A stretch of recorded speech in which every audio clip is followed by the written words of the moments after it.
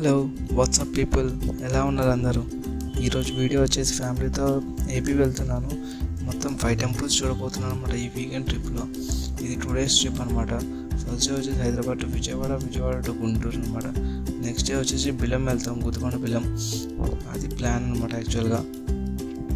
First హైదరాబాద్కి విజయవాడకి మధ్యలో ఉన్న పెనుగంచిప్రోలు శ్రీ లక్ష్మీ తిరుపతమ్మ తల్లిగా దర్శనానికి వెళ్తున్నాను అనమాట.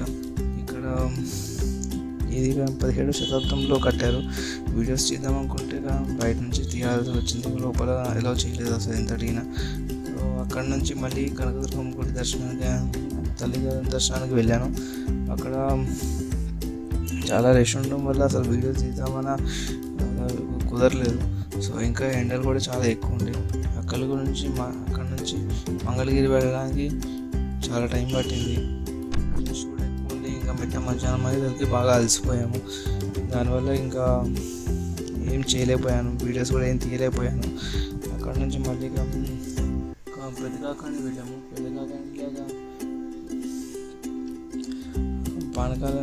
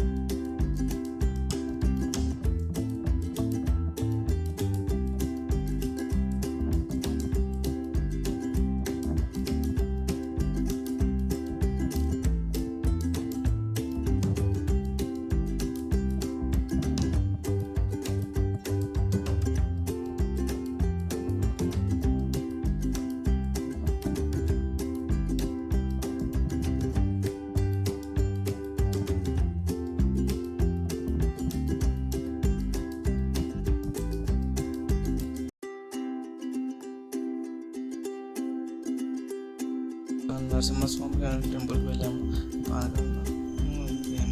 ఫేమస్ టెంపుల్ అన్నమాట మంగళగిరిలో.